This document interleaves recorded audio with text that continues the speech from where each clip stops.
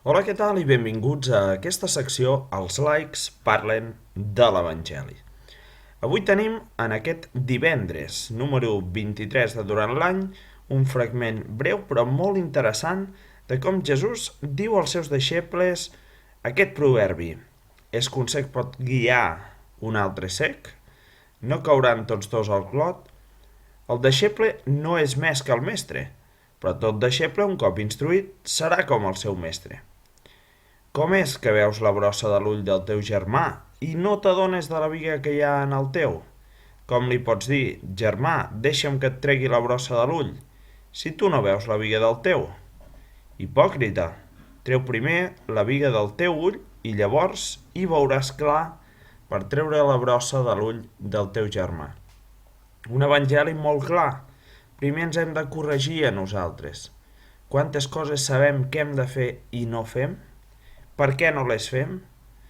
Potser, doncs, gràcies a aquests consells de Jesús, és moment de reflexionar, de demanar ajuda a Déu i de nosaltres també fer aquest ferm propòsit i actuar en conseqüència per treure aquesta biga del nostre ull que ens impedeix, per exemple, doncs, ser més caritatius o tenir una estimació més gran que els altres o saber perdonar, el tema que sigui, però treure primer la biga del nostre ull. Nosaltres també tenim moltes coses per corregir i d'aquesta manera, si nosaltres ens corregim, segurament sabrem interpretar, sabrem ajudar millor a l'altre.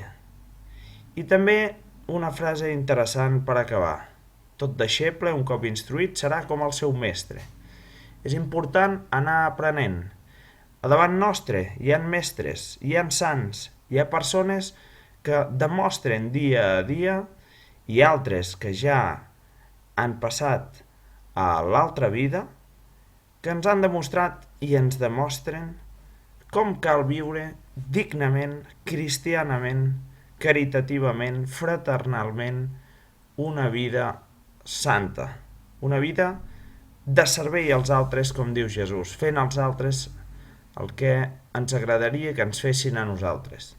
Per tant, nosaltres podem ser instruïts si som humils.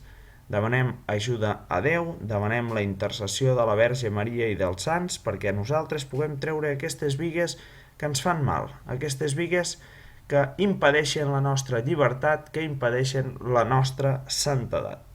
Gràcies per la vostra atenció i que passeu un molt bon dia.